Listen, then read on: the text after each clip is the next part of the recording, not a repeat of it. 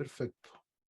Bueno, solamente voy a hacer unas palabras iniciales, agradecer a toda la gente de Latinoamérica que ha mostrado bastante interés a partir de los registros por participar de esta conferencia web a cargo del expositor Denis Parra. Agradecer a la Vicerrectoría de Vinculación con el Medio de la Universidad de Concepción por dar la posibilidad de vincularnos con otros profesionales que nos vienen a compartir temas que son afines al área de la cultura. Agradecer a Marcelo Sánchez, colaborador, co-investigador del proyecto de digitalización y virtualización de las performances artísticas contemporáneas, quien va a moderar la presentación del profesor Denis. Dicho esto, solamente me queda agradecer a cada uno de ustedes el interés y la participación. Estimado Marcelo. Gracias, profesor Esteban Cárdenas. Bienvenido, bienvenida a esta conferencia de este proyecto cuyo profesor responsable, el doctor Cárdenas Pérez, profesor de la Universidad de Concepción, Campus Los Ángeles. Quien habla, Marcelo Sánchez, profesor del campus de la Universidad de Concepción, Campus Concepción. Tenemos el agrado de presentar en esta ocasión la conferencia que lleva por título Modelos Generativos de Aprendizaje Profundo para la Creatividad, con nuestro profesor invitado Denis Parra. Él es ingeniero civil e informática y tiene un doctorado en la Universidad de Pittsburgh y actualmente profesor asociado del Departamento de Ciencias de la Computación de la Pontificia Universidad Católica de Chile. Con él, entonces vamos a entrar en esta materia que, por cierto, les dejo invitados cordialmente a interactuar a través del chat, si es que quieren hacer alguna interacción, alguna consulta, pregunta, sugerencia, comentario, al final de esta presentación, para poder activar, ¿cierto?, luego de la exposición del profesor Denis Parra Santander, que entonces nos invita a esta conversación o a este diálogo.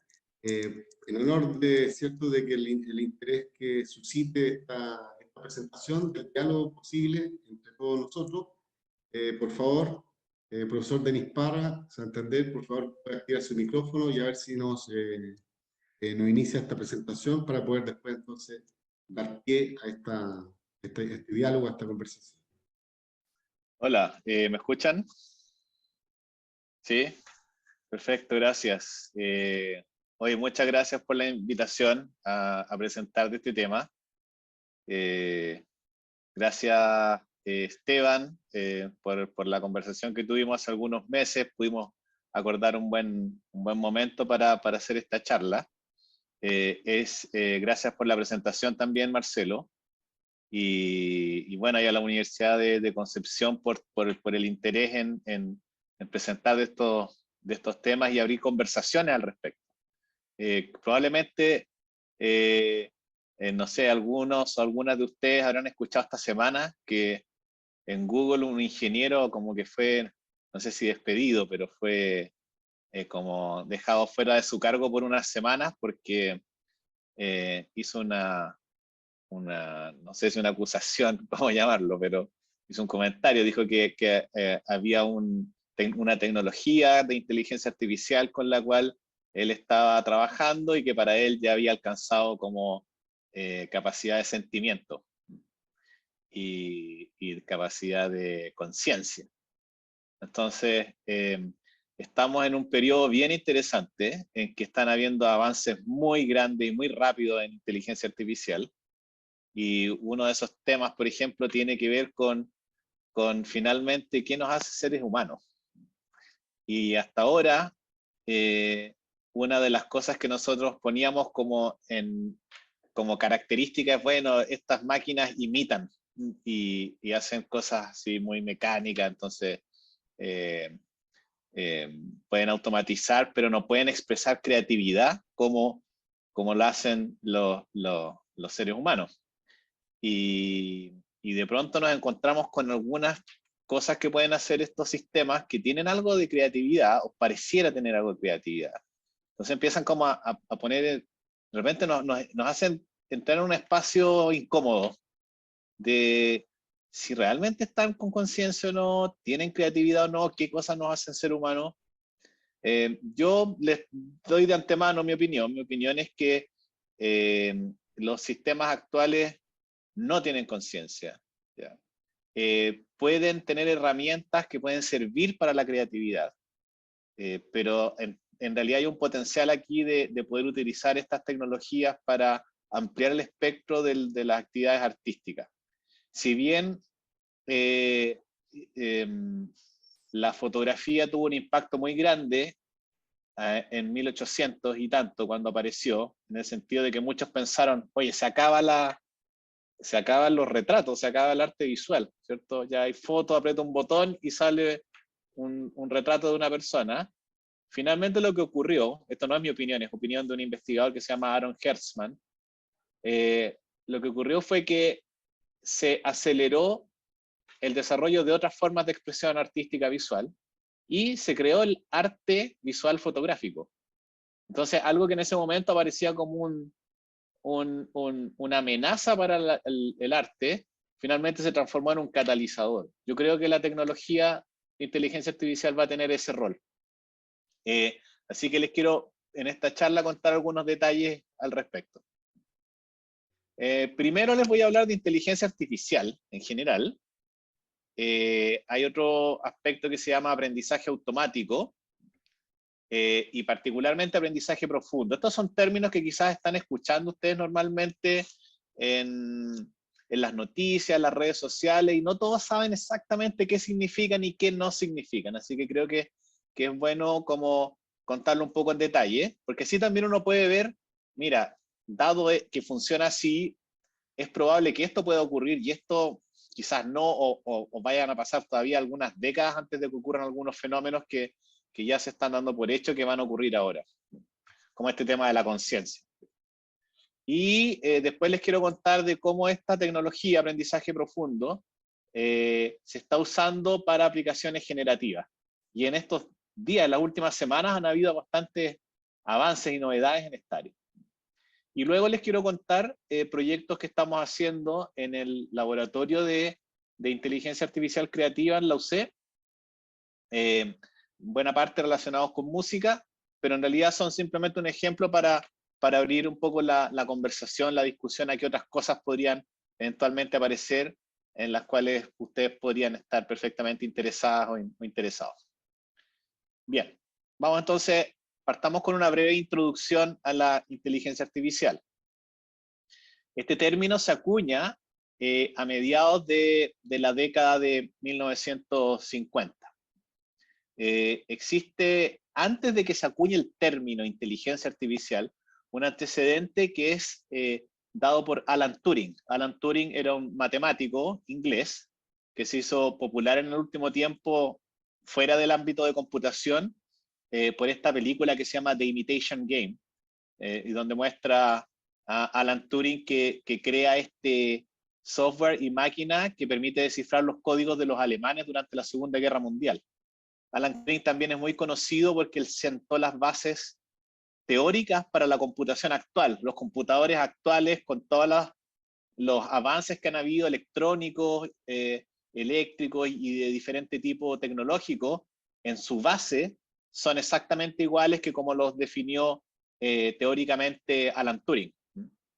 Y entonces él, con respecto a esta idea de tener una máquina que evidencie inteligencia, él menciona, propongo que se considere la siguiente pregunta. ¿Pueden pensar las máquinas? ¿Existirán computadores digitales imaginables que tengan un buen desempeño en el juego de imitación? Él le llama así. Eso es lo que ahora llamamos el test de Turing, que es que si una persona se pone frente, por ejemplo, a una cortina, y detrás de la cortina puede haber o un computador o una persona, y se inicia un diálogo, y si es que la persona no puede distinguir de si al otro lado hay una persona o un computador, quiere decir que ese computador ya, digamos que tiene un nivel de inteligencia. En la práctica se ha tenido que ir como sofisticando este test de Turing, porque ya hay muchos sistemas que son capaces de llevar una conversación bastante buena. Es decir, que muestran evidencia de resolver tareas de inteligencia difíciles, pero aún así no exhiben realmente inteligencia de la forma que la esperamos en los seres humanos. Entonces este término que aparece en los años 50, que se llama inteligencia artificial, comprende métodos algoritmos y tecnologías que permiten el comportamiento de software que llamaríamos inteligente, o sea, como indistinguible del ser humano. Esa es como una definición que se puede dar de inteligencia artificial.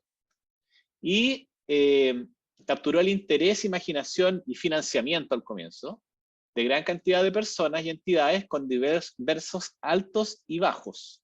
Vamos a hablar de eso a continuación. Acá están las personas con las que se inició este término de inteligencia artificial. Aparece John McCarthy, Marvin Minsky, Claude Shannon. Claude Shannon es muy famoso porque también desarrolló la teoría de entropía, que se usa en comunicaciones y también en otras áreas, en las telecomunicaciones, en computación y en teoría de información. Ray Solomonoff, Allen Newell y Herbert Simon, Arthur Samuel y otros investigadores.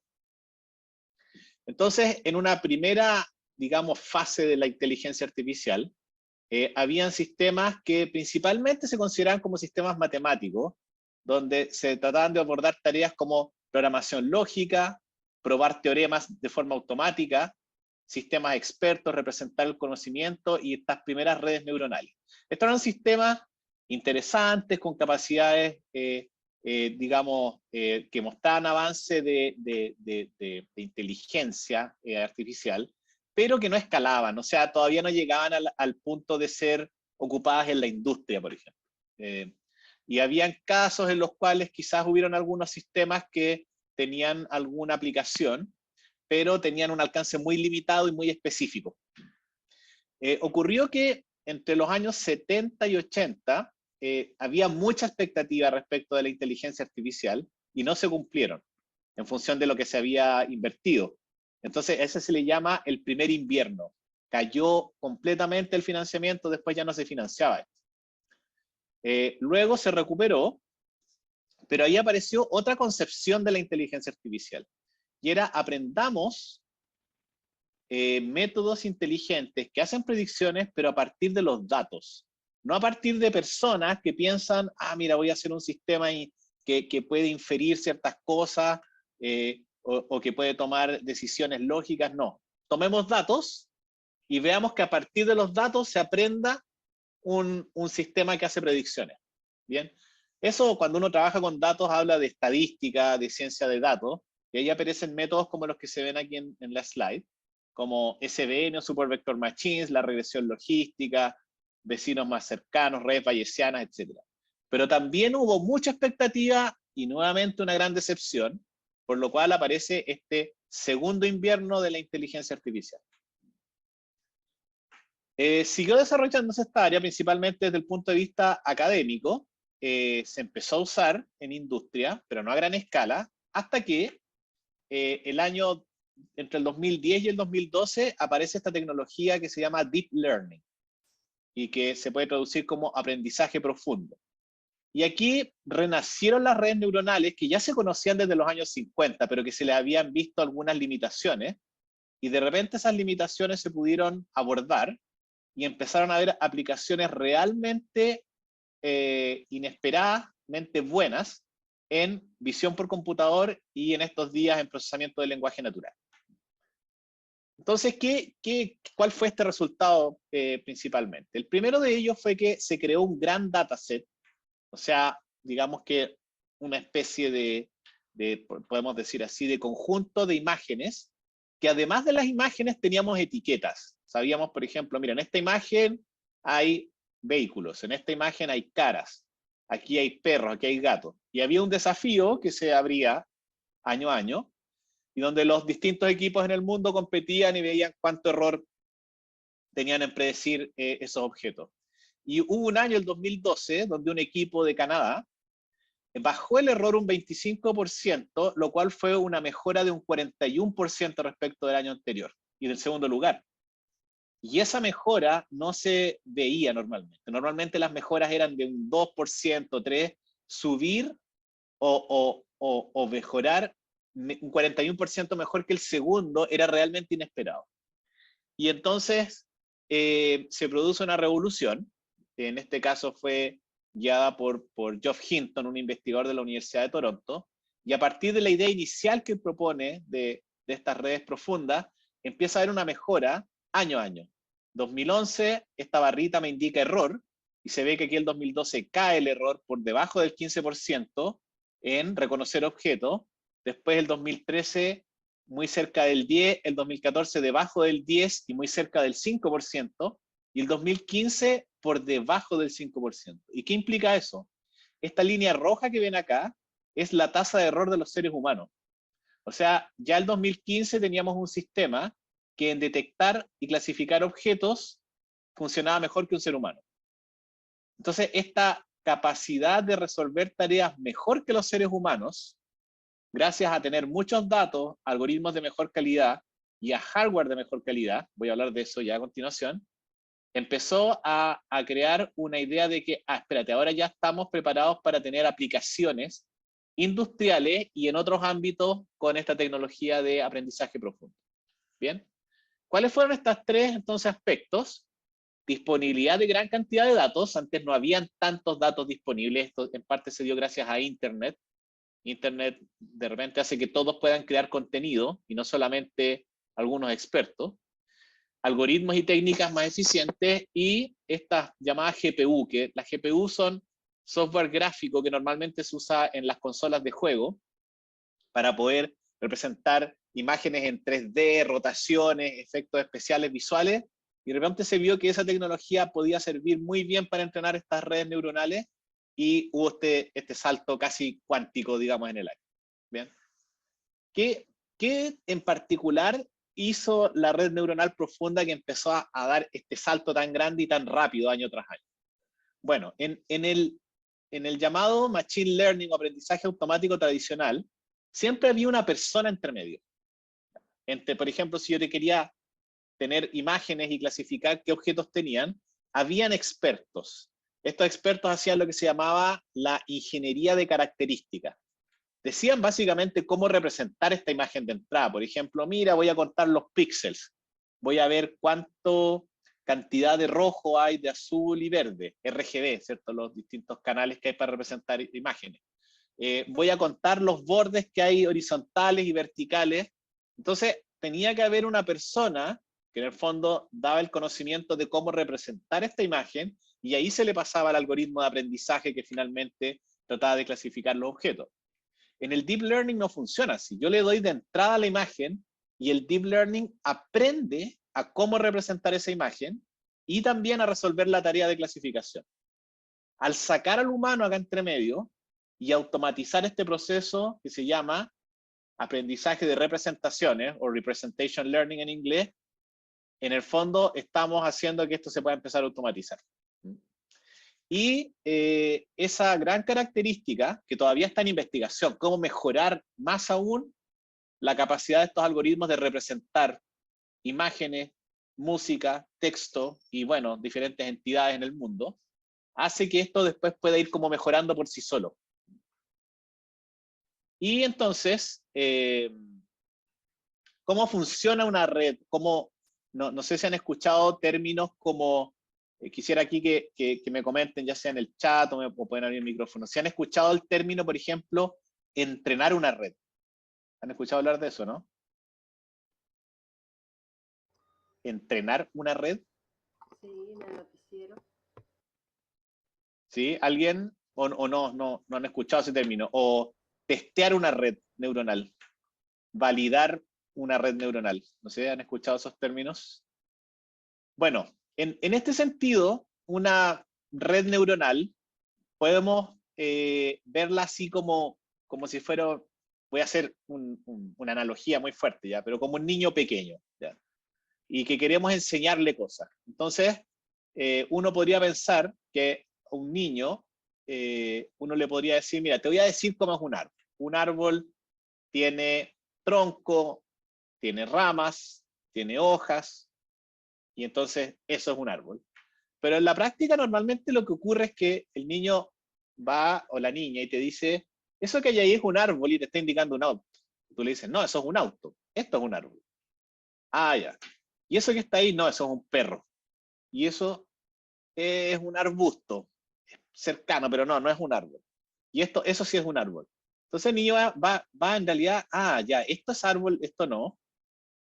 y va aprendiendo por sí solo a separar estos objetos y a representarlos. Y la red neuronal hace algo parecido, pero con una configuración especial. Como ven acá en la diapositiva, se ve de entrada unas fotos de gatos y unas de perros, y se ven acá lo que sería una red neuronal artificial, un modelo de red neuronal que tiene unas capas, y entre estas capas hay unas conexiones. Y entonces cuando yo le doy una imagen para ingresar, pasa a través de estas conexiones y al final me dice gato o perro. ¿Bien? Pero acá hay una primera etapa que es de entrenamiento. Y en el entrenamiento, primero yo hago estas conexiones de forma aleatoria. Y le pongo peso a las conexiones también de forma aleatoria. O sea, le digo a la red, mira, aquí hay una red, veamos qué pasa. Le paso un gato y hago que salga, pase por la red y espero la salida. Y supongamos que esta red me tiene que decir gato, perro. Tiene esas dos salidas, ¿no? Y si la red dijera gato, entonces dijo, ah, estás bien, así que vamos a dejar la red tal cual. Pero si yo le paso un gato de entrada, pasa la imagen por la red y acá de salida dice perro, se equivocó. Y si se equivocó, entonces yo tengo que cambiar acá mis conexiones para que diga gato, que era la respuesta correcta. Ese proceso de irle dando ejemplos y donde yo sé la respuesta correcta y voy corrigiendo esta red, se llama entrenar una red. Y después hay una etapa en la cual yo dejo de entrenar la red, la dejo tal cual, y le empiezo a dar ejemplos que no vio al comienzo para testearlo, para ver si realmente aprendió. Obviamente, así como cuando alguien aprende a sumar y le di unos ejemplos en clase, en la prueba le doy ejemplos distintos para ver si realmente aprendió. Acá hacemos lo mismo. Le damos gatos, perros, fotos, veamos si aprendió bien. Y ahora voy a testear a mi red y le voy a dar una foto de un perro, pero en un ángulo raro, una raza de perro que en realidad no había visto, para ver si realmente está generalizando. ¿Bien? Entonces tenemos estas dos etapas, entrenar y testear. Y ahora, ¿cuál es la relación con esta idea biológica de red neuronal? La verdad que al comienzo partió un poco más cercana, pero actualmente lo que llamamos una red neuronal artificial y lo que hablamos de redes neuronales biológicas están muy separadas una de otra. No hay, hubo una inspiración al comienzo, pero ya no es tan cercana. Pero ¿dónde está la analogía o la cercanía? Bueno, aquí vemos una red, una neurona, que es esta célula, que tiene como toda célula un núcleo, tiene algo especial que son estas dendritas, tiene un axón, que es un cuerpo largo, y axones con los cuales se puede también conectar con otras neuronas. ¿Bien? Ahora, ¿qué pasa con esta neurona? Que normalmente se asocia a que va enviando impulsos químicos y eléctricos a otras neuronas con las que está conectada. ¿Y cómo sabe cuándo tiene que dejar pasar la señal o no? Cuando pasa cierto umbral. O sea, si yo tengo un nivel de señal eléctrica y la señal que le llegó de entrada está por debajo, no pasa, no la deja pasar. Pero si ese nivel de señal es más alto que este umbral, la deja pasar. Y eso es lo que trata de modelar la red neuronal, cada neurona que tiene una red neuronal. Aquí tenemos diferentes conexiones de entrada y tienen unos pesos asociados. Esto se suma y pasa aquí por lo que se llama una función de activación, que es como este escaloncito, por lo menos ese es un tipo. Y entonces si es que la suma de mis activaciones pasa por arriba del escalón, quiere decir que la dejo pasar. Pero si esa suma de activaciones está por debajo, no la dejo pasar. ¿Bien? Y con este tipo de actividad, se supone que se va entrenando la red. Ahora, lo que les dije recién era una neurona, digamos como una unidad. Si yo conecto muchas en diferentes capas, por ejemplo, aquí tengo neuronas de entrada, neuronas en una capa que se llama escondida 1, en otra capa escondida yo hablo de un perceptrón multicapa. Esta neurona que les dije acá, les mostré, era un perceptrón. Y la idea inicial se muestra en 1943 por McCullon and Pitts. Bien, entonces, ahora de una forma un poquito más intuitiva, una de estas conexiones, neuronas, pero ¿qué es lo que está haciendo esta cuestión? ¿Ya? Entonces nos vamos a imaginar que esta red neuronal lo que trata de hacer es como de aprender una operación. Entonces aquí les tengo un ejemplo, que esta es una operación que es, dada mi entrada, le sumo 3. Nada más. O sea, Por ejemplo, si yo tengo acá un 0, pasa por la cajita, le suma 3 y la salida es 3, ¿cierto? Si yo le hubiera dado un 1, me debería salir 4, y así. Entonces tengo una tabla aquí con los posibles datos. Bien, ahora, ¿qué estoy haciendo cuando entreno la red? Que cuando entreno la red, yo tengo los datos y no tengo la operación. Entonces yo estoy tratando de aprender la operación de sumar 3 a partir de los datos, porque yo sé cuál es la entrada y cuál es la salida. En este caso que les di anteriormente, la entrada era una foto y la salida es si es que es gato o perro. Podría ser que ni gato ni perro también. Entonces aquí tomo los datos y se los meto a esta cajita con su algoritmo de entrenamiento para que aprenda una función. Esa operación aquí le llamamos función. ¿Bien? Entonces, entrada, pasa por estas neuronas, aprende una función, tenemos una salida. Ahora, ¿cómo va operando esto, el entrenamiento? Bueno, lo que va pasando es que yo tengo como una versión de la red, le cambio los pesos, después le voy dando más ejemplos y genero una segunda versión. Y después le voy dando más ejemplos, cambio los pesos, tercera versión, y así voy generando muchas versiones hasta que en un momento yo digo, me voy a quedar con esta última. Bien, eso es lo que estamos haciendo constantemente. La gente que trabajamos en redes neuronales, estamos aprendiendo y actualizando los pesos de las redes neuronales. Y algo que es interesante es que entonces cuando uno habla de neuronas y de conexiones, matemáticamente esto se puede representar como una matriz, que es lo que se ve acá a la izquierda, que ese es un elemento matemático usado, digamos, ya desde hace más de un siglo. Y lo que entonces estamos aprendiendo son qué valores tienen estos pesos, que son los valores de la matriz, como eso. ¿Ya? Esos parten de forma aleatoria y los tenemos que ir ajustando. Entonces, además, en estas neuronas, lo que tenemos es, como les dije al comienzo, una función de activación y hay diferentes tipos de funciones de activación.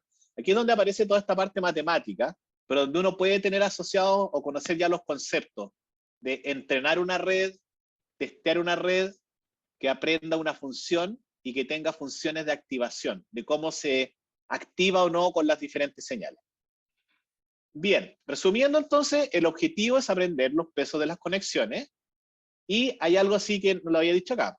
Pero obviamente, si es que yo quiero aprender a reconocer o a generar algo más sofisticado, por ejemplo, no a generar un triángulo o un cuadrado, sino con una cara. Una cara, imagínense todo lo difícil que puede ser generar una cara real, con todos los detalles de los ojos, nariz, boca, la piel, si es que tengo barba o no, el pelo, digamos, el cabello, cada uno de las... ¿Cómo es posible que una red pueda generar todo esto? Bueno, tiene que tener lo que se dice muchos parámetros. Entonces, si tiene muchas capas y si tiene muchas conexiones, puede aprender estas cosas muy sofisticadas. Pero para aprender a ajustar o los valores de estas conexiones y capas, cada vez necesito más datos. Y ahí estoy hablando de millones de datos. Cientos de millones de datos, miles de millones de datos. Y aquí empieza la diferencia con los seres humanos. Porque si bien quizás un ser humano en la tarea actual de reconocer objetos tiene un error un poquito mayor al de una red neuronal, ¿cuántos ejemplos tengo que darle en este momento a una persona, a un niño, para que reconozca perros, gatos? Probablemente le digo, mira, ahí ese es un perro, ese es un gato, listo. Generaliza con un par de ejemplos. En cambio, esta red es como si fuera una persona, un ser humano vacío, y tengo que entrenarlo desde cero, y tengo que darle millones de ejemplos, o cientos de millones. Entonces eso tiene un costo computacional grande también. Y también requiere que yo tenga imágenes etiquetadas. Ahora, si estoy hablando de texto, de música, de pintura, también esto va complejizando un poquito más el problema, ¿ya? Bien, entonces les voy a contar de algunos tipos de redes que a veces pueden escuchar. Unas son las convolucionales, en las cuales uno va pasando una cajita, por ejemplo, sobre una entrada, que puede ser una imagen, y voy aprendiendo diferentes filtros, gracias a esta cajita que va pasando como una ventana alrededor de la imagen, y después puede clasificar o puede incluso crear imágenes nuevas. También están las arquitecturas de red que aprenden secuencias. Estas normalmente se usan para texto. Como en el texto yo tengo secuencias de palabras, y puedo querer predecir la siguiente palabra, se usan redes que se llaman recurrentes. Y hay un tipo de red que apareció hace algunos años, digamos que hace unos 4 o 5 años, y que ahora le está ganando completamente a las redes recurrentes, casi las dejó obsoletas, y está ya en algunas tareas dejando un poco obsoletas a las convolucionales, aunque no en todas las tareas, y se llaman las redes de tipo transformer, y aquí también hay un concepto que se llama atención. Y la atención es interesante porque aquí viene una inspiración de nuevo biológica para crear este mecanismo. Así como los seres humanos, cuando estamos viendo una imagen, se sabe, digamos, por estudio fisiológico, que no estamos viendo todo con el mismo nivel de atención, sino que estamos como mirando algo, después moviéndonos acá, cuando uno puede ver la pupila, se pueden hacer esos estudios. Esto hace que la imagen, esta red neuronal haga lo mismo, le vaya poniendo atención a palabras o atención a partes de una imagen, y así puede reducir la cantidad de cómputo y mejorar su rendimiento. Bien. Ok, hasta acá tengo, o lo que les he presentado es un poco como de la teoría que uno ve en aprendizaje automático, aprendizaje profundo, particularmente redes neuronales, pero ahora ya les quiero hablar de las aplicaciones generativas, que son los modelos que normalmente uno está como más interesado si es que está en esta área como de arte. Bien, hasta ahora hay alguna pregunta, si alguien tiene la puede escribir o puede abrir el micrófono.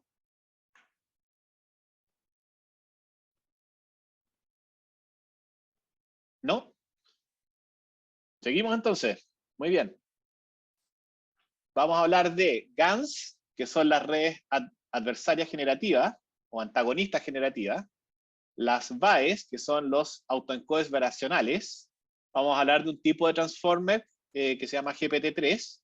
Vamos a hablar de modelos de difusión, de un tipo de modelo que se llama CLIP y las combinaciones que hay con CLIP para hacer unas aplicaciones bien interesantes, y de un ejemplo reciente que es el DALI, que es de la empresa OpenAI.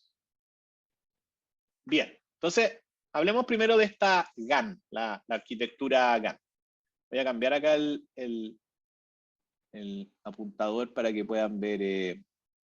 ¿Ven ahí como una lucecita láser? ¿Sí? Bien, entonces estas GAN las inventó un investigador de apellido Goodfellow, y su idea era la siguiente: vamos a tratar de hacer un sistema que va a tener dos partes. Una parte la vamos a llamar generadora, y esta parte generadora de entrada recibe ruido, o sea, la verdad que nada, así como ruido gaussiano. Y la idea de esta parte es que toma ese ruido y va tratando de pasar por distintas capas de una red hasta generar una imagen. Ahora, aquí hay un proceso de entrenamiento y ustedes se pueden imaginar que cuando parte, la imagen que genera es bien mala, o sea, es ruido igual, casi. Pero también esta red tiene otra parte que se llama un discriminador, que algunos también le llaman un crítico. Y el propósito de esta red discriminadora es decidir si lo que está recibiendo es una imagen falsa, o sea, generada, esa es la que se dice acá, fake image, o si es una imagen que viene de un dataset de imágenes reales. Alguien sacó fotos, no sé, por ejemplo, de caras. Entonces, esta red discriminadora le van a ir llegando caras reales, caras generadas, y va a ir decidiendo. Al comienzo es bien fácil, porque entre una cosa que se genera aleatoria y una cara real, va a decir, mira, esta cosa claramente aquí, esta es una cara real, esta no. Lo importante es que en el proceso de ir aprendiendo, comparte lo que aprende con la generadora. Entonces, este generador, como pasó una imagen y le dijeron esta imagen es falsa, el generador entonces ahora dice, entonces tengo que cambiar acá, tengo que hacer esto, y ahora capaz que la red, mi imagen pase por una imagen verdadera.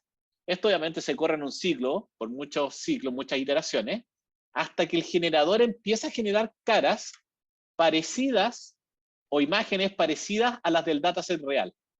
Porque en el fondo lo que está haciendo es aprender, en términos estadísticos, la distribución de probabilidad de los objetos en el dataset real. Si son caras, está aprendiendo cómo son las caras. Está aprendiendo, mira, aquí parece que hay como un círculo, acá hay unos ojos, acá hay una nariz, y lo va aprendiendo a medida que este discriminador le va diciendo, esta cosa que me pasaste no es real, esta de acá sí es real. ¿Bien? Y con estos modelos, entonces una aplicación común es generar no solo caras, sino que objetos en general. Hay un sitio que se llama Esta persona no existe, y justamente son fotos de personas generadas artificialmente, o sea, un sistema que aprendió a generar caras, pero esas caras que ven ahí no son de ninguna persona, son generadas. Y la que ven ahí en la foto es una persona generada con GAN. ¿Ya? Es bastante impresionante porque si uno le hace zoom, uno puede ver las arrugas, puede ver el iris, puede ver detalles acá, imperfecciones en la piel, hasta como de repente espinillas, no sé. Y es porque el sistema aprendió en muy buen nivel de resolución a generar caras. ¿Bien? Esto mismo entonces existe para vehículos, para perritos, para gatos, para habitaciones de hotel. Entonces hay un espectro ahora en el cual yo le puedo dar de entrada una imagen, un ruido, y le digo, genérame esto, y te genera. Y además hay una versión de esta que es condicional. Yo le puedo decir, genérame una cara, pero una cara con bigote, o una cara con gafas, y puede generarlo, y la verdad es que quedan de bastante buena calidad. Bien, otro modelo es el autoencoder variacional, que ustedes lo van a encontrar en internet como VAE. Este tiene una arquitectura, y aquí esto, me gusta que vean aquí, pongan atención a dos cajitas. Hay una que dice encoder y otra que dice decoder. El encoder, en español diríamos un codificador, y un decoder es un decodificador. Y lo único que hace esto es una operación, un trozo de red, que lo que hace es bajarle las dimensiones, ¿ya?, a la entrada. Por ejemplo, si yo tengo una imagen de entrada, que supongamos que es de, no sé, 8 píxeles por 8 píxeles, ¿ya? Entonces 8 por 8, 64 píxeles tengo en total, o cajitas aquí. El encoder lo que hace es bajarle la dimensión. Entonces la va a dejar, supongamos, en vez de 64 píxeles, lo va a dejar en 16 píxeles, ¿ya? Y la tarea de esta red no es clasificar perro, gato, o si aquí hay un 4 o un 5, es reconstruir la entrada, nada más. Entonces yo le doy aquí una imagen de entrada, que en este caso tiene un 4, y de salida tiene un 4, igual, la misma imagen. Tiene que aprender a reconstruir la entrada. Pero en este proceso de codificar, comprime la entrada. Entonces lo que trata de hacer es de tratar de alguna forma como de sacar la mayor cantidad de información de la menor cantidad de datos posible, ¿ya? Como tiene que comprimir los datos, entonces dice, yo tengo que ser capaz de reconstruir esta imagen de entrada de 64 píxeles solamente con 16 valores acá. ¿Cómo lo hago? Bueno, ese es el proceso que va aprendiendo, ¿ya? Lo interesante es que este modelo, que en realidad se llama autoencoder o autocodificador, se le agregó un proceso generativo de tal forma que yo después me deshago de esta parte verde y le digo acá, oye, dado estos datos aleatorios de entrada, genérame un número. Y te empieza a generar números, como en este caso en particular, pero también te puede generar caras y otras cosas. Estas imágenes que se ven acá, por ejemplo, que dicen BQ-BAE, estas son generadas con un Variational Autoencoder. Entonces aquí se puede ver que hay imágenes de aves, de avestruces en particular, y normalmente no son de tan buena calidad como las GANs, pero sí muestran más diversidad. La GAN como que aprende a ser como un cierto tipo de imagen, por ejemplo, caras de frente. En cambio la BAE quizás no las hace de tan buena calidad, pero te puede generar caras como de lado, vistas de arriba. Entonces si uno las combina estas dos, de repente puede tener como un resultado bastante bueno. Este resultado más o menos antiguo es del 2019, y la verdad que cada año vamos viendo una mejora increíble en calidad y en eficiencia de estos algoritmos, así que acá a continuación les muestro lo que es actualmente como lo que está haciendo como más ruido en el área, que son los modelos de difusión. Y los modelos de difusión se conocen desde hace un buen tiempo, pero eran muy lentos, muy costosos en generar comparado con los otros dos que les mencioné antes. Pero acá la idea es distinta. Lo que hace este modelo es que, por ejemplo, toma una imagen y le empieza a meter ruido de a poquito, hasta que llega un punto en que ya es puro ruido, que es el proceso que vemos con esta flecha hacia la derecha. Y con un algoritmo matemático aprende a hacer el mismo paso, pero de regreso. O sea, tomar ruido y de a poquito empezar a reconstruir una imagen que parece con menos ruido hasta que llega a una imagen real. Este proceso de difusión, entonces, que normalmente el problema que tenía era que era muy lento, se ha hecho mucho más eficiente, y este es el que está generando actualmente las imágenes de mejor calidad, y no solo de mejor calidad, de un nivel de control y diversidad impresionante. ¿Ya? ¿Cómo funciona eso? Les voy a contar a continuación. Antes de eso, quería hablarles también de otro modelo generativo, pero este es de texto. Y este es un modelo que quizás lo han escuchado, que se llama GPT-3, ¿ya? Que es un Generative Pre-trained Transformer, eso quiere decir GPT, y es en la versión 3. Y esto lo que hace es leer mucho texto, e ir tratando de predecir la siguiente palabra. Y en ese proceso, el modelo es tan grande, tiene tantas capas neuronas, de hecho tiene 175.000 millones de parámetros, ¿ya? O sea, si quieren decirlo como de conexiones entre neuronas. Es gigantesco este modelo. Ahora, ¿qué pasa? Que es capaz entonces de, si yo le doy un texto de entrada, por ejemplo, aquí dice, cree como un outline, como el punteo de un ensayo acerca de Walt Disney, introducción, y el resto que escribe es esto de acá.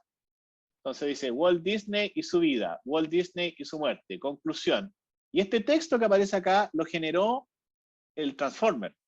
Y un Transformer normalmente yo le puedo dar un texto de entrada y le digo que lo complete, y ya hay gente que ha usado el Transformer, el GPT-3 por ejemplo, para apoyarse en escribir párrafos de cuento. Entiendo que se estrenó hace poco un corto en Japón donde el script, la trama, la escribió un Transformer. ¿Ya? Ahora, no sé cuánto hubo de intervención humana, si es que escribió una entrada más larga, más corta, lo hizo por pedazos o lo escribió completo, pero ya se está usando esto para poder generar contenido un poco más sofisticado. Ahora, esto que estoy mostrando acá es la base para unas aplicaciones que se están viendo ahora que permiten que uno escriba un texto y que se genere una imagen. ¿Ya? Esto es un modelo que se llama multimodal de aprendizaje, y en particular esta versión se llama CLIP. Y CLIP se llama porque es aprendizaje contrastivo o por contraste. Entonces, lo que se hace acá es que se crea una base de datos de textos y de las imágenes asociadas. Que eso se puede extraer desde Internet. Por ejemplo, uno puede tomar artículos de Wikipedia donde aparecen imágenes y está la descripción abajo. ¿Ya? Entonces yo después le paso al algoritmo un montón de imágenes y de texto, y al algoritmo le digo, mira, esta imagen corresponde con este texto, y esta imagen no corresponde con este texto, y así le voy pasando muchas tuplas. En el proceso de ir entrenando esto, el algoritmo aprende a representar la imagen y el texto como en el mismo espacio matemático, vectorial, si es que algunos entienden estos conceptos. Entonces, de alguna forma, yo puedo, como cuando uno ve el plano cartesiano con X e Y, yo puedo poner un punto que representa un texto y un punto al lado que representa una imagen. Y si quedan cerca, quiere decir que esta imagen representa este texto y viceversa. ¿Bien? Eso lo aprende solo el sistema, obviamente con muchas imágenes, texto, poder de cómputo, pero una vez que aprendí el modelo CLIP, que lo entrené, ya recuerdan el término de entrenar que les mencioné anteriormente, entonces yo ahora le puedo decir a una GAN, oye, genérame una imagen que diga una ciudad durante una noche lluviosa, y la GAN me genera algo, y el CLIP lo ve y dice, ¿sabéis qué? Eso que generaste no se ve muy parecido al texto que yo hice, porque yo dije esto y lo que tú generaste está por acá. Acerquémoslo un poco, genérame otra cosa, pero que se acerque a mi texto. Y en este proceso, iteraciones, puede llegar a algo como lo que se ve acá. Esta es una imagen real. Después de 150 iteraciones, la GAN fue capaz de llegar a una ciudad lluviosa. Y el CLIP dice, ah, fíjate que eso sí es bastante más cercano a lo que, según yo, corresponde al texto ciudad durante una noche lluviosa. ¿Bien? Entonces, aquí estoy combinando un modelo que aprende a representar texto e imagen en un mismo espacio con un texto que es capaz de generar imágenes, ¿bien? Y eso mismo entonces se ha hecho para combinar modelos. Por ejemplo, Clip se combina con un modelo de GAN que se llama StyleGAN y puede permitir que yo puedo ir iterativamente, incluso partiendo de una imagen, irla modificando para llegar a una descripción. Aquí dice una imagen de una Old Scary Witch, una bruja que da miedo, vieja, long pointy nose, con una nariz como puntiaguda, larga, y con green skin, o sea, con piel verde. Entonces uno puede combinar, entonces, esto la combinaron después con una BQ Gun y generaron finalmente eso. Este era un juego que era un generador a partir de imagen de personas, generaba como la imagen de Halloween. Pero ahora ya es capaz estos sistemas de hacer lo que ven acá. Esa imagen que ven ahí, de unos ositos de peluche que están en la luna con un computador, es generada artificialmente. Y con un texto que es así: Teddy Bears, o sea, ositos Teddy, trabajando en una investigación de nueva inteligencia artificial sobre la luna en los 80s, y se genera esa imagen que ven ahí. Y además yo le puedo decir, genérame otra, pero distinta, no esta misma. Entonces, el nivel de resolución y de capacidad de síntesis que tienen estos sistemas a partir de texto e imagen es realmente impresionante. Acá está la competencia. Esto salió hace como un mes, pero es producto de los avances que han habido año a año y mes tras mes prácticamente en esta área. Esta salió hace menos de un mes y es un sistema que se llama Imagen, que es de Google, como la competencia. Y las imágenes que ven acá también son generadas a partir de un texto. Uno le da un texto y se genera la imagen. La primera dice: un cerebro que está galopando sobre un cohete y que va hacia la luna. Y se genera esa imagen que ven ahí. La segunda dice: un blue jay, que es un pájaro que es característico en Estados Unidos, está parado sobre un gran canasto de macarrones en arcoíris. Y este es bien impresionante. Dice: la escultura de un pato transparente hecha de glass, ¿ya? De vidrio.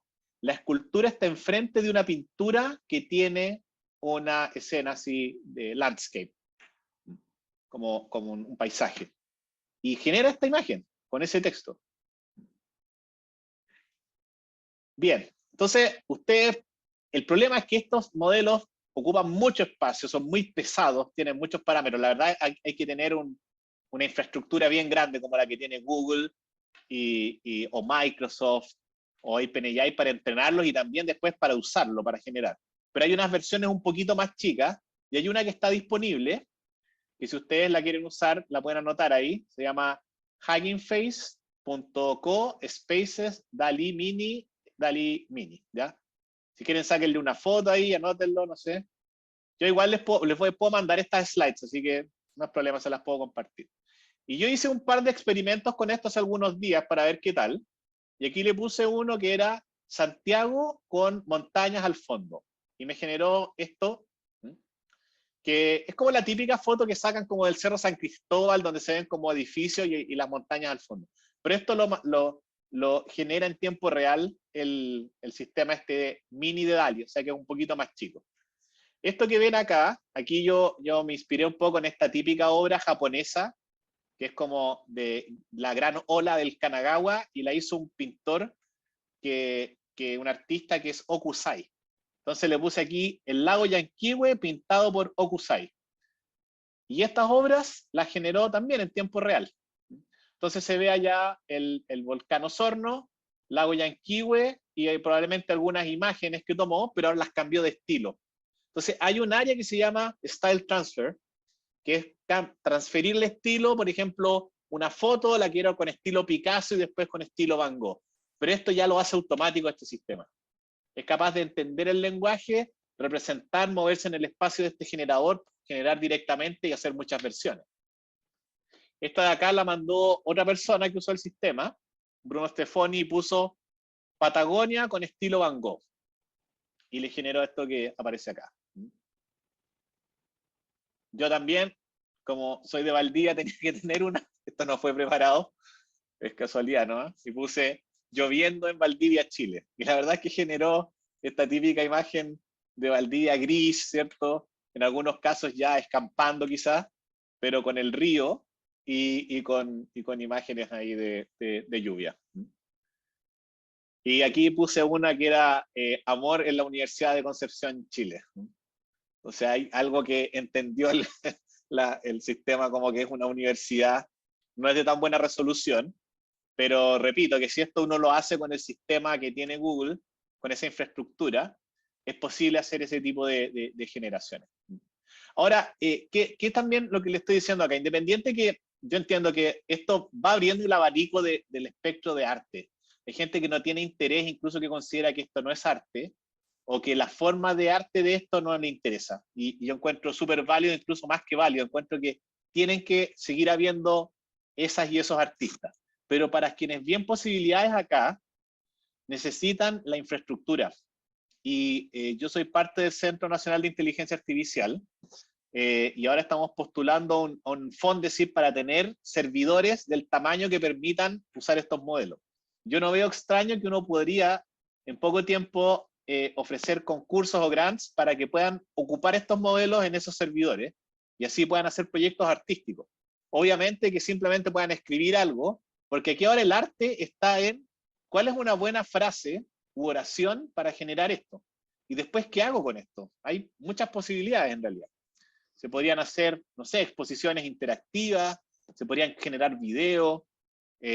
Bueno, hay toda también un área que es un poco más sensible que tiene que ver con generar imágenes y videos falsos que después van a ser parte de las fake news.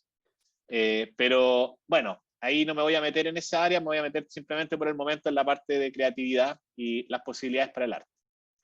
Bien. Ahora voy a pasar a contarles un poco cosas que hacemos en el taller de creatividad e inteligencia artificial de la UC, pero primero quiero dar espacio acá si es que hay alguna pregunta. Hay de hecho algunas consultas que se hicieron aquí en el chat. Pero si alguien quiere abrir el micrófono, es un momento para hacerlo.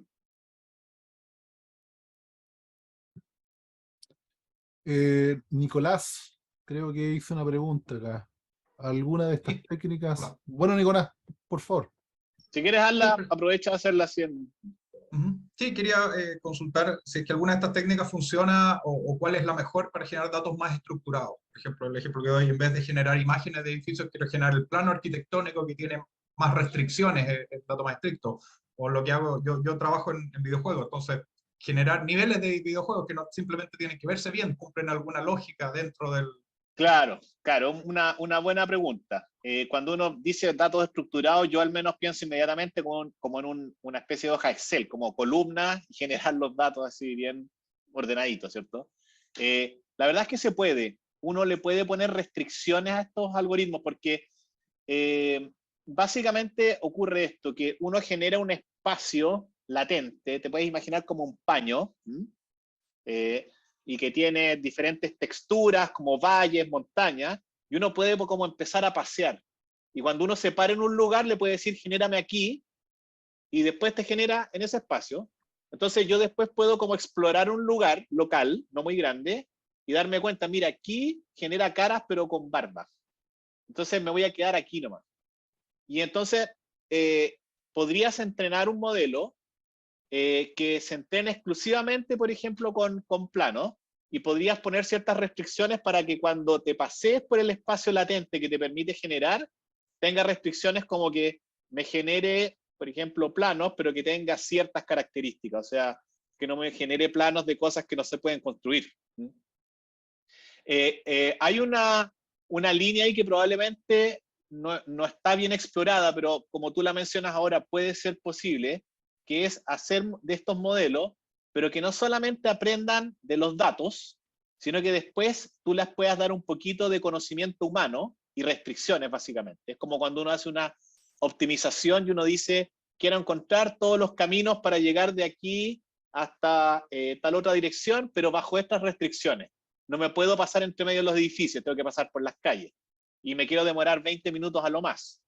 Entonces, esas ya son optimizaciones que se podrían aprender sobre estos espacios que son potenciales de generación. El ejemplo de Clip es uno. Clip, en el fondo, es una forma simplemente de generar una restricción, que es, en vez de darte ruido y generar, con este texto, represéntame un lugar en este espacio latente, ponte ahí y empieza a generar de ahí. Así que yo no he visto particularmente, creo que he visto un par de papers de generación de planos. Yo con un alumno estuve trabajando un poco en eso, y justamente era para hacer los layouts en Unity. Pero finalmente nos seguimos trabajando en esa área. Ella tenía que terminar su magíster, así que lo limitamos un poco en la contribución porque era una tesis de magíster. Yo creo que eso da por una tesis de doctorado. Pero justamente si uno se va a un dominio y estudia en este dominio, hay estas restricciones y cómo incorporarlas, por ejemplo, a través de otro tipo de redes neuronales, por ejemplo, redes neuronales de grafo, te pueden permitir codificar conocimiento y manejar las restricciones para esta generación. Yo creo que es bastante factible. Justamente layouts en Unity es lo que estamos haciendo, pero estamos utilizando algoritmos de búsqueda. ¿Sí? Ya, En vez tiene de sentido porque, generativos. claro, pero nosotros empezamos a usar, teníamos algunos resultados y nos pasaba que o teníamos mucha diversidad con cosas que ya no eran útiles como planos y otras que eran muy fome, o sea, que eran evidentemente planos que a alguien se le hubieran ocurrido. Entonces nos quedamos en esa parte y bueno, espero que haya gente trabajando en eso y no sé si tú estás ahí en la empresa, en la academia, pero podrías tratar de avanzar en esa línea. Es bien interesante. Gracias. Gracias a ti, Nicolás. Julio. Nos da las gracias. Yo quería preguntar como la noción de creatividad, profesor, a propósito de si efectivamente en fenómenos como imagen o Dalí, la generación de un texto es realmente un fenómeno de creatividad o solo una repetitividad de los datos usados en el entrenamiento. Por ejemplo, en las incepciones de Deep Dream, cuando se ve todo, que lo que muestra son solo pagodas o perros o gatos, y evidencia como el sesgo de los datos de entrenamiento. Mira, creo que tu pregunta la vamos a dejar para el final, porque es más complicada. Pero atacaste varios puntos ya, como líneas por donde abordar al menos esa pregunta. Una es que tiene que ver con los datos. La diversidad que tiene que haber en los datos si uno quiere tener después diversidad en la generación. Y la otra es qué es creatividad. ¿A qué le llamamos creatividad? Son estos sistemas creativos, si es que a creatividad le llamamos a ser capaces de generar conexiones, imágenes o artefactos nuevos, distintos a los que vio originalmente, y donde hay diversidad y novedad, podría ser eso creatividad, pero si le damos algún otro componente adicional a esa definición, podríamos decir que no, que el creativo es en realidad el que usa este sistema y le da ese ruido de entrada, ese texto de entrada, donde ahí está realmente la intención, porque el sistema intención no tiene.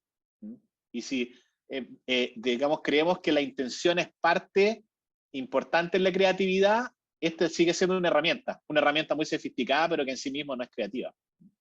Pero lo podemos ver un poquito más al final ese tema, porque tiene más aristas.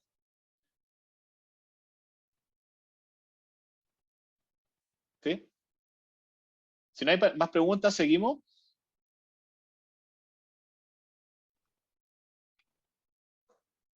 Gracias a ti, Julio, por la pregunta. Ya, sigamos entonces. Acá el año 2019, poquito antes de que empezara la pandemia, nos ganamos un fondo de la Vicerrectoría de Investigación en la UC, del Fondo de Arte, Ciencia y Tecnología. Y acá fue bien importante Rodrigo Cádiz, que está acá. Él es profesor del Departamento de Ingeniería Eléctrica y también de música. Él es compositor, ha hecho varios discos, inventó instrumentos incluso, y también trabaja en ingeniería eléctrica. Y él en algún momento me contactó porque yo trabajo bastante en sistemas de recomendación. Son estos sistemas como Netflix, que te sugiere películas, Spotify, que te sugiere música. Y me planteó la idea de, mira, aprovechar estos nuevos métodos de generación y ver cómo podemos complementarnos para hacer investigación en esta área. Y entonces pudimos, digamos, armar un primer grupo y hicimos algunos proyectos que los pueden ver ahí en esa página, creativeaiuc.github.io, y al segundo pueden encontrar el link en la página. Les voy a compartir las slides, así que van a poder ver esto nuevamente. Y en el equipo inicial teníamos a Manuel Cartagena, que era un alumno de magíster trabajando en sistemas de recomendación de música, y a Agustín Macaya, que era un estudiante de ingeniería eléctrica y de música, trabajando en audio y señal. Algunas cositas entonces que les puedo contar ahora. Un primer alumno, Jorge Pérez, trabajó en transferencia de estilos visuales. Agustín Macaya y Eugenio Herrera en una red que representa y aprende a generar acordes, y en una herramienta que estamos desarrollando ahora. También en otra herramienta, que este es un trabajo de Mauricio Aranea, que es de la Universidad de Chile, que es de, dado un compás de inicio y uno de fin, generar la música entre medio. Y también la generación multitrack con Manuel Cartagena. Entonces, en el primer caso aquí, este era un proyecto más bien como de pregrado, que era replicar un paper que vimos, pero que el paper no tenía el código, había que escribir el código a partir de lo que se leía de las ecuaciones. Entonces, este alumno replicó este paper que se llama ADA-IN, o Adaptive Style Instance Normalization, y lo que permite entonces es, dado dos imágenes, toma una como que fuera el contenido y la otra el estilo. Entonces trata de hacer esta mezcla, y sin echar a perder el contenido de la imagen original. Y con eso hicimos una herramienta que en este momento la tenemos abajo, pero la tengo que subir durante julio de nuevo. Y que justamente es algo que en realidad ya muchos dispositivos hacen. Ustedes toman un celular, sacan una foto y le ponen estilo Picasso y lo puede hacer. Nosotros nos dimos el trabajo de implementar ese algoritmo desde cero, y la verdad es que funcionaba bastante bien. Por ejemplo, yo aquí le daba una imagen que sacamos del Museo de Bellas Artes. Hay un portal que tiene las obras digitalizadas. Le damos otra imagen que la usábamos de estilo y hacíamos la mezcla. Acá, en este caso, teníamos una foto, acá una especie de relieve de madera, y también la foto, mantener el contenido y usar el relieve de madera como estilo. Entonces, ahí no hubo más que implementar un algoritmo que ya existía, pero que no estaba en código, y poder disponibilizarlo para la gente. Pero acá hay un trabajo tratando como de innovar. En este caso, Agustín Macaya, lo que él hizo fue grabar de un piano acordes, y acordes en varias octavas y en varios volúmenes diferentes. Entonces los representó con un autoencoder variacional, estas redes VAE que mencioné hace un rato, donde uno le da de entrada un acorde y de salida trata de reconstruirlo simplemente. Pero acá al medio queda esta representación latente. Es como que ahora este acorde que yo le di de entrada como sonido queda representado con un vector, que es como una cajita que tiene hartos números. Ahora, yo esta después cajita de hartos números la represento en 2 dimensiones, y pudimos ver que el sistema hacía esta representación, y era bien interesante porque efectivamente los acordes que tenían notas en común quedaban más cerca, y de alguna forma el sistema como que representaba notas y acordes más o menos según como uno las entiende en teoría musical. Ahora, lo interesante de esto es que lo que ven aquí son las notas que grabó Agustín, pero en este espacio en blanco ahora uno puede pinchar y generar un acorde nuevo, que no grabó. Entonces estamos haciendo este sistema, que esperamos tenerlo público de aquí a fin de año. Ya tenemos como un demo interno, en el cual uno puede pinchar en el espacio en blanco y puede generar un acorde nuevo. Y a medida que uno los va generando, después uno los puede grabar, y después puedes grabar una melodía. Entonces, en el fondo puedes ir mezclando acordes existentes, acordes que no existen, pero que quizás son mezclas de dos, por ejemplo, de un sol mayor con un mi menor, y después puedes hacer interpolación, como generar acordes entre medio, del espacio que hay entre ambos. Y entonces puede haber aquí un espacio para creatividad, pero que es gracias a la herramienta y a la exploración que te permite hacer de generación a partir de elementos que va encontrando y de lo que semánticamente trata de interpretar la red. en un trabajo similar, acá con Mauricio Araneda y Felipe Bravo de la Universidad de Chile, estamos usando un sistema diferente. Lo que hacemos es darle un compás de entrada, uno de salida, y el sistema tiene que aprender a predecir lo que hay entre medio, ¿ya? Por ejemplo, aquí con uno de entrada y uno de salida, tiene que aprender a predecir 4 compases, ¿ya?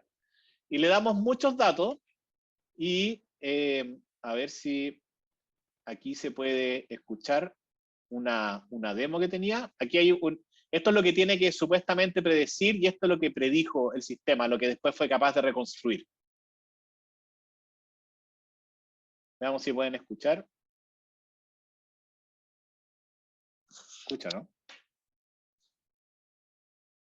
A ver, voy a cambiar el puntero, permiso.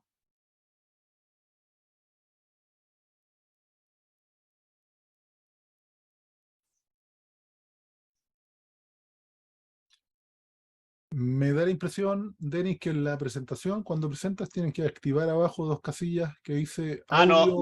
no las activé, parece. Me da ¿No? la impresión. Porque ustedes no escuchan. No.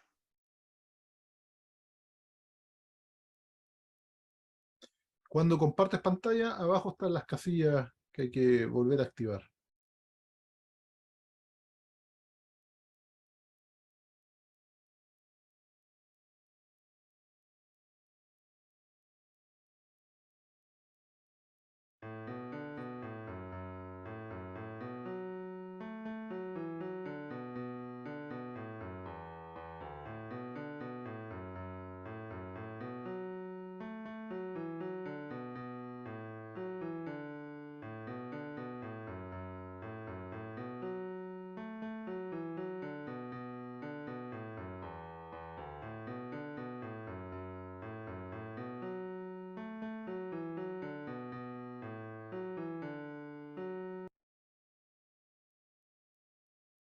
Lo que acaban de escuchar fue aprendido con un dataset que es del orden de 1000 y tantas canciones, que es de música folk irlandesa, y que está digitalizada en formato MIDI con un solo track.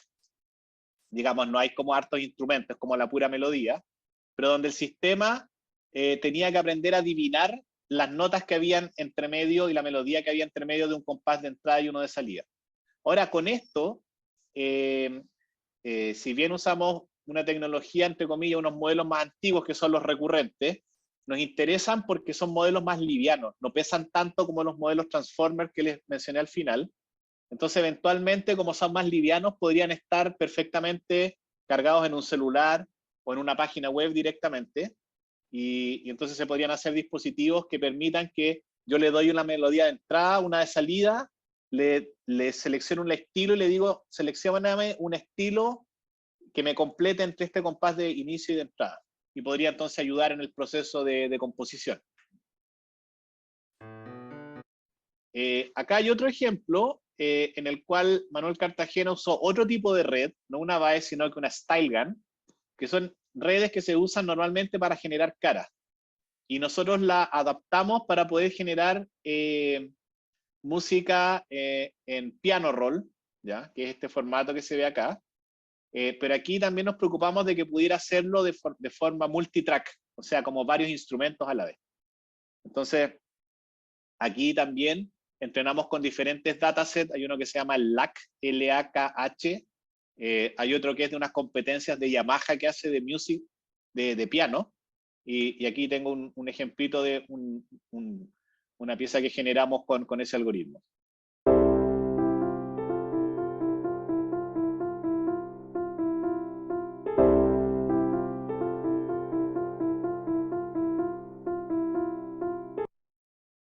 Bueno, ese es un trozo corto, pero en realidad se pueden generar, no sé si infinitas, pero muchísimas piezas de este tipo. Y además el algoritmo es condicional, le podemos cambiar algunos parámetros de entrada para que la música sea con mayor o menor volumen, con más o menos rápido, con un estilo, por ejemplo, más cercano a ciertos artistas o a cierto estilo, así como el estilo Van Gogh y el estilo Picasso en visual. También uno le puede cambiar un poquito el estilo en música. Y entonces esto también puede servir como herramienta para ir generando trozos de música e ir componiendo. O que te dé ideas de composición. Esto que muestro acá es un experimento un poco distinto. Aquí fue algo más tradicional, en el sentido de que me descargué un dataset muy grande de obras digitalizadas del Museo Nacional de Bellas Artes, y de esas seleccioné como 5.000 que tenían caras.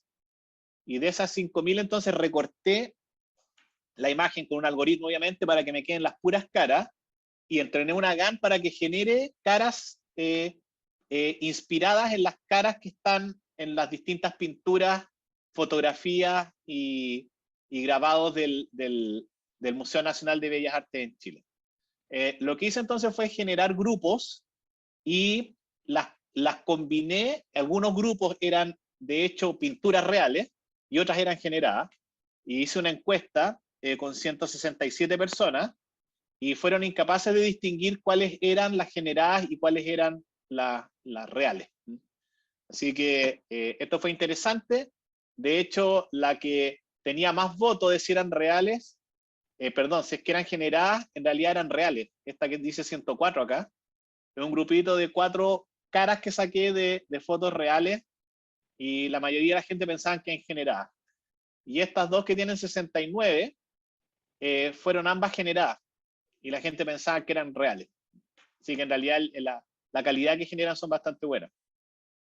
Y acá quería mostrarles un extracto de entonces una obra que hicimos, donde está tanto el video, que es justamente un paseo en este espacio latente para ir generando caras nuevas, pero que están inspiradas en las obras de el Museo Nacional de Bellas Artes, con un audio que fue generado con la GAN que entrenó y que diseñó mi estudiante Manuel Cartagena. Así que les voy a compartir eso ahora.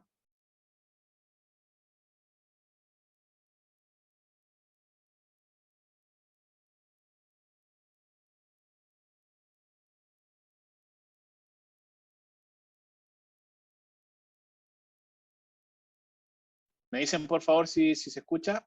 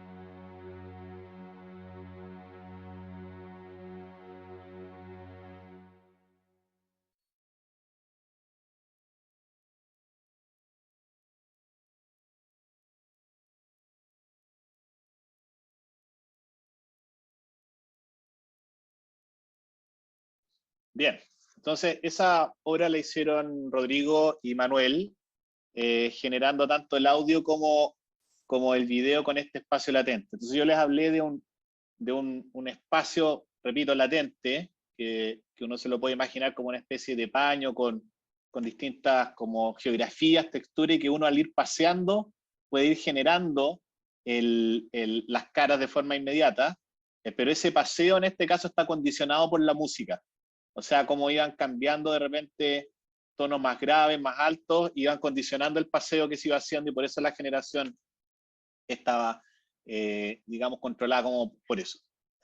Bien, entonces, como cierre, quería contarles que estas herramientas probablemente no van a reemplazar aún a artistas actuales, sino que van a brindar nuevas posibilidades para expresar creatividad.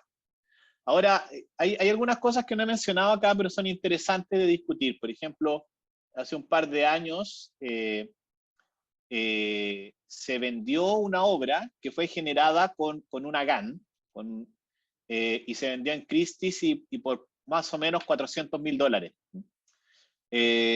Pero después de esa obra ya no se vendió otra, y probablemente sea difícil porque fue más bien la novedad. Después cualquiera puede generar más o menos ese tipo de obra, y la firma era la ecuación que se usa para generar, digamos, con ese tipo de entrenar esa red neuronal. Después hubo un artista que se llama Bipley, que es un artista como digital, y que él ha hecho muchas obras, y él hizo una especie como de malla con las 5.000 obras en pequeñito, hizo lo que se llama un NFT. Ese tema no lo he mencionado acá, pero las NFT, o los Non-Fungible Tokens, son otro tema, y él también lo vendió, creo que en $69 millones. Eso, en Christie's. Y bueno, igual llama la atención que estos fenómenos estén ocurriendo, que se pueda generar a partir de esta tecnología, que siga avanzando en capacidad, en eficiencia, ojalá que mejore en poder de cómputo para que se democratice un poco más esta tecnología, que todos la puedan usar. Pero en mi caso, si bien algunas personas que he conocido me han planteado como un poco de temor por la amenaza que significa esto para los artistas, yo creo que de la misma forma que la fotografía no eliminó la pintura, abrió un espacio nuevo para nuevas formas de arte visual, como la pintura abstracta, después el surrealismo, y también para el arte fotográfico. Yo creo que va a tener un resultado parecido a lo que estamos viendo en estas nuevas tecnologías. Esa es la presentación de hoy. Así que estoy abierto ahora a preguntas o a discusión.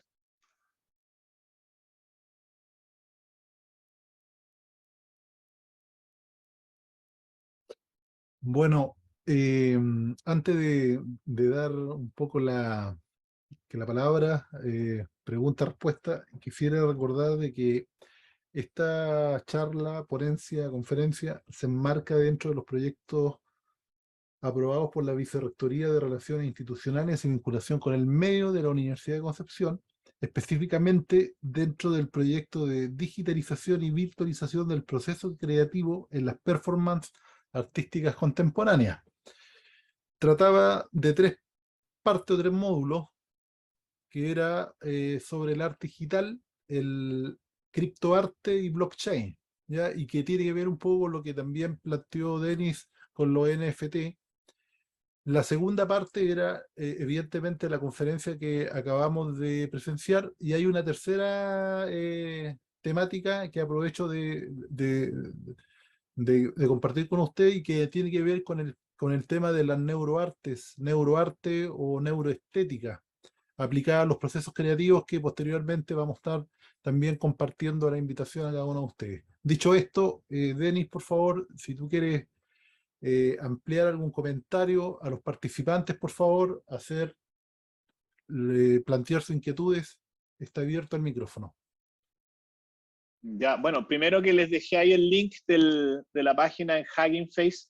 Hugging Face es primero como una agrupación que se creó, bastante así espontánea, que era de ingenieros que veían que iban apareciendo estos modelos de clasificar sentimiento en el texto, de representar imágenes, audio, y que salía un paper normalmente, un paper en PDF, pero para usarlo alguien tiene que implementar eso en un programa, y eso normalmente lo tiene ahí, no sé, repito, Google, Microsoft, Facebook. Entonces ellos se dan el trabajo de implementarlo y ponerlo a disposición. Y creció tanto esto, tuvieron financiamiento y crearon una empresa, y eso se llama Hugging Face, que es esta carita que abraza, por eso se llama Hugging Face.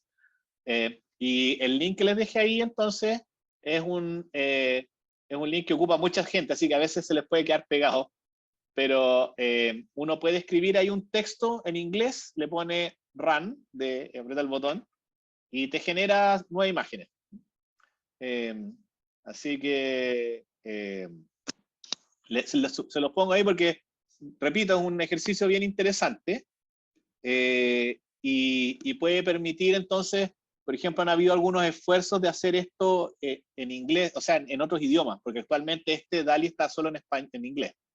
Pero una cosa que quería comentarles es que ha habido también harto trabajo de comunidades.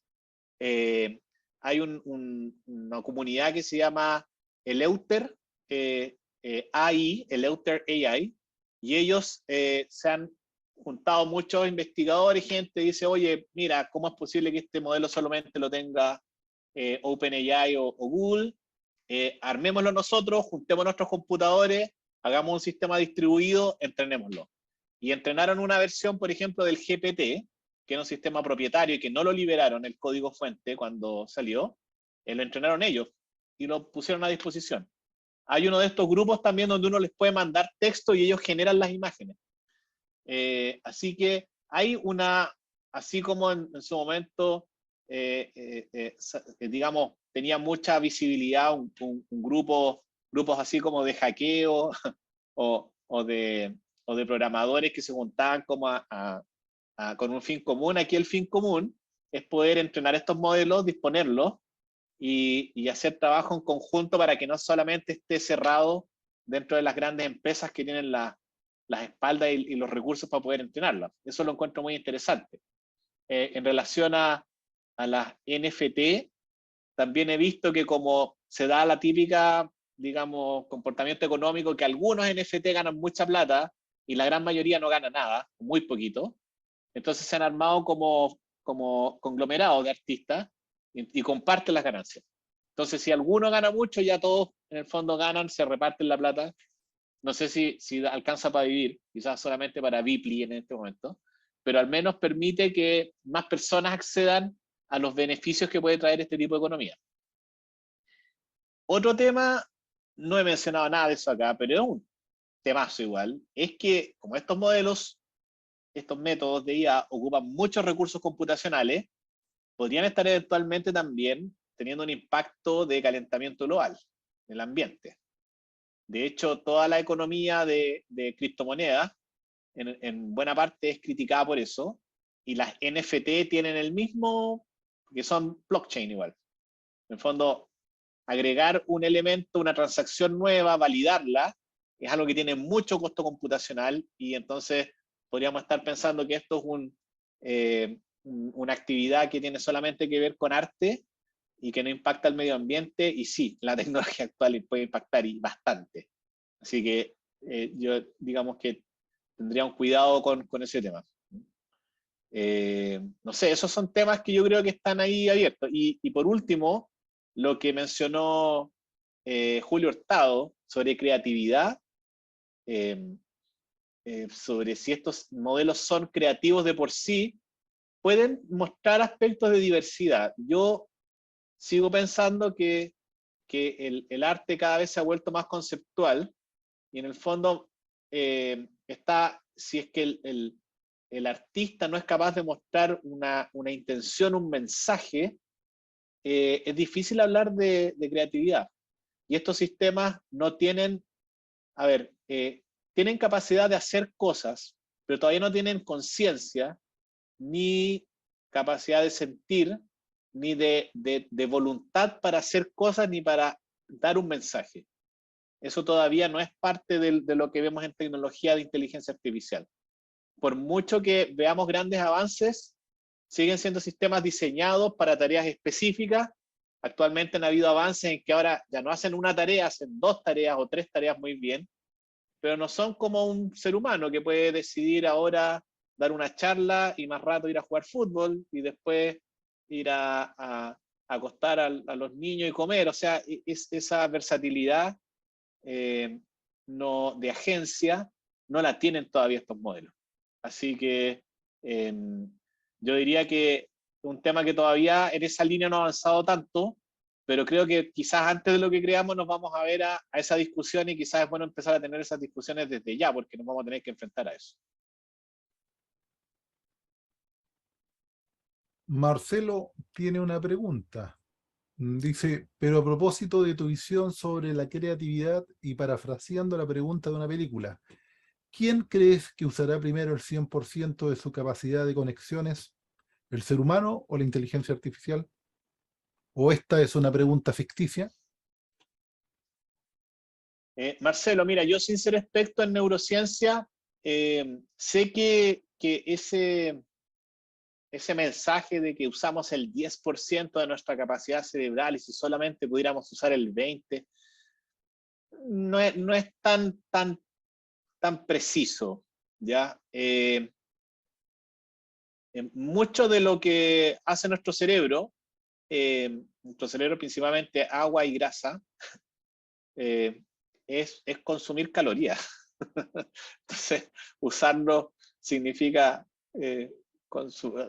hacer mucho de ese proceso de consumir calorías.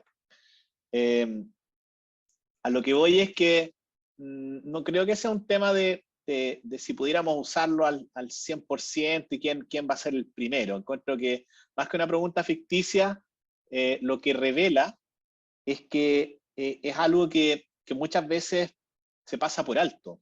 A pesar de todos los avances que tiene la humanidad, la ciencia, hay cosas que todavía no hemos podido alcanzar. Y el entendimiento del sistema neural y del cerebro es todavía muy primitivo. Si yo te preguntara a ti, ¿dónde, en qué parte del cerebro están tus memorias? No puedes encontrar un lugar donde está la memoria. Y bueno, entonces, cuando me acuerdo de una foto o de una cosa que me pasó, ¿es porque está en un lugar y la recuperé? ¿O porque en ese momento se forma el recuerdo? Hay muchas cosas que no se saben de cómo funciona el cerebro, y como no sabemos cómo funciona el cerebro realmente, cómo operan ciertas actividades cognitivas, es imposible decir que podemos hacer una máquina que funciona como eso, porque no sabemos realmente cómo funciona. Tenemos nociones, sabemos que ciertas áreas del cerebro están relacionadas con la visión, con el lenguaje, pero, por ejemplo, esta idea de yo poder leer tu mente, tus pensamientos, o de poder inyectarte creencias o pensamientos en tiempo real, eso todavía es ciencia ficción.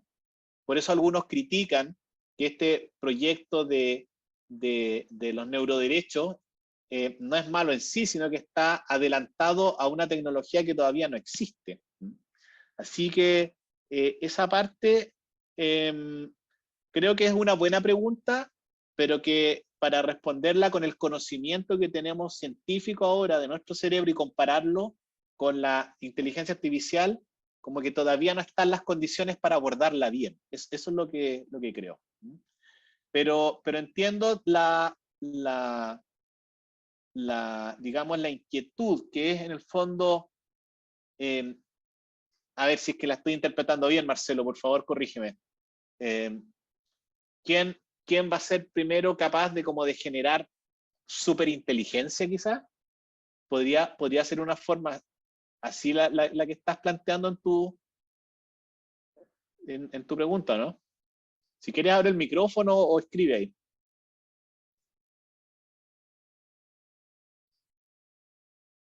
A todo esto, la cantidad de conexiones del cerebro humano todavía no es posible replicarla con máquinas. La cantidad de conexiones es muchísimo más grande de lo que uno o dos órdenes de magnitud más de lo que puede tener la mayor red neuronal artificial que existe. Y lo otro es que en cuanto a procesos biológicos, a mí me sorprendió mucho leer hace un tiempo que no solamente las neuronas se intercambian electricidad y componentes químicos, también se intercambian paquetes de ADN o de RNA, así como el coronavirus que cuando nos ataca abre la célula y le manda un paquete de código genético y reescribe el DNA de la célula para que en vez de producir proteínas para el ser humano, para esa célula, produzca otros virus. Las neuronas se pasan paquetes de código genético. Eso, en términos computacionales, las redes neuronales artificiales que yo describí no tienen eso. Como que se pasen código. No existe eso. Entonces, la red neuronal artificial, hay que tener cuidado. Uno escucha eso y uno dice, es como una red neuronal biológica. No es como una red neuronal biológica. Está inspirada, pero no tiene los mismos componentes ni funcionamiento.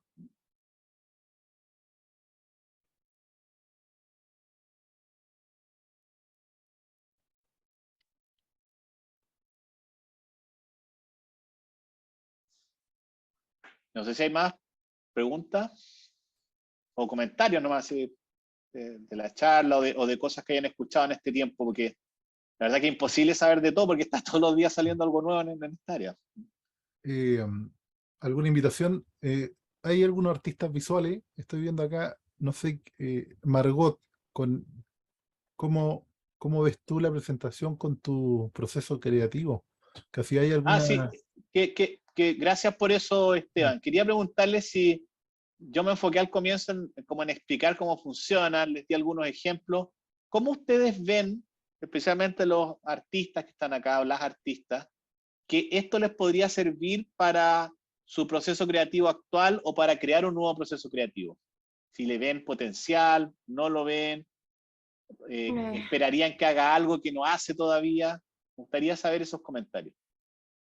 Bueno, mi nombre es Margot. Un gusto. Hola, Denis. gusto igual. Me hace mucho sentido lo que tú explicaste en tu presentación, la inteligencia artificial. Para mí ha sido como parte de mi descubrimiento artístico, porque tuve la oportunidad de hacer un cruce entre arte y robótica. Y ¿Ya? claro, y tiene algo de eso que tú dices, de que al darle programación a un tipo de robot, toman decisiones y generan una especie de arte que se puede ir combinando con una obra, con un desplazamiento, generando un tipo de paisaje. Entonces, yo le veo mucha aplicación de la inteligencia artificial en el trabajo con los estudiantes, por ejemplo, en la generación de esos procesos que tú dices que permiten, ayudaría a aumentar las capacidades humanas para la creatividad. Eso me interesa muchísimo.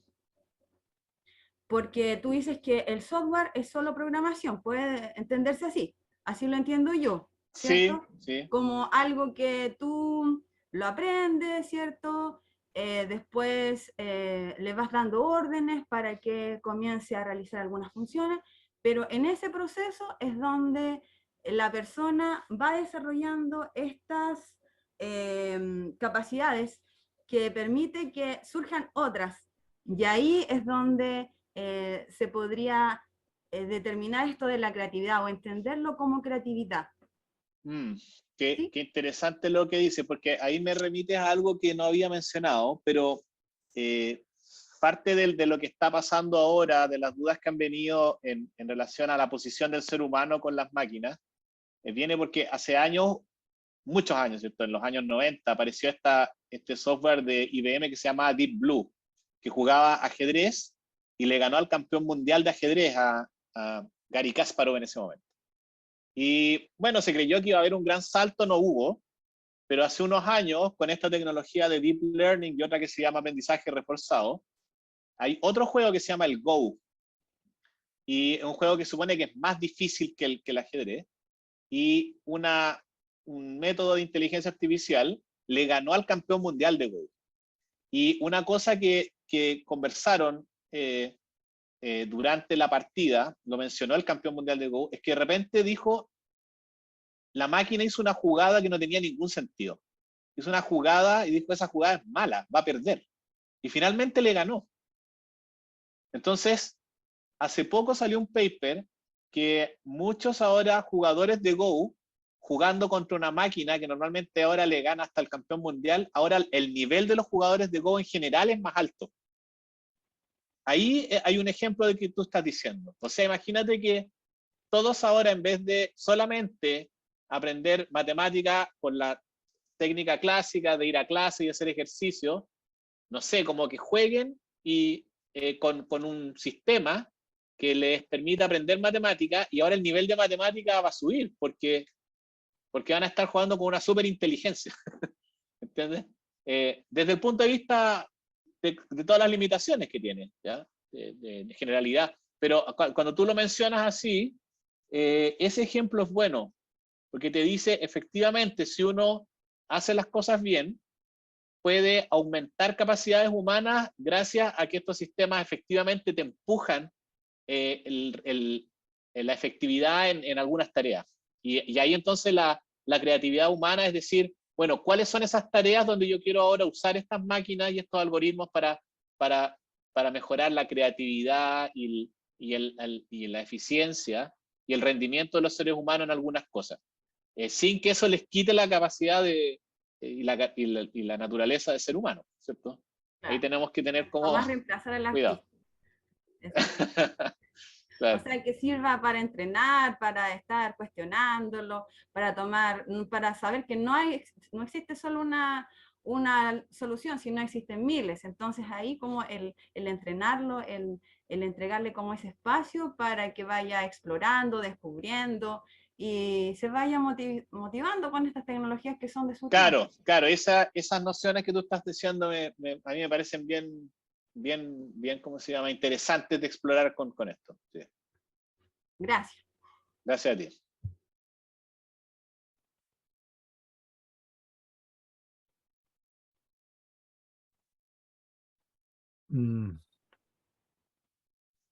Bueno, no sé, nos dan ganas de que la temática se acabe. Voy a preguntar, casi alguien de ustedes tiene alguna inquietud que formular, algún comentario. Denis, no sé, algunas palabras de cierre, en fin.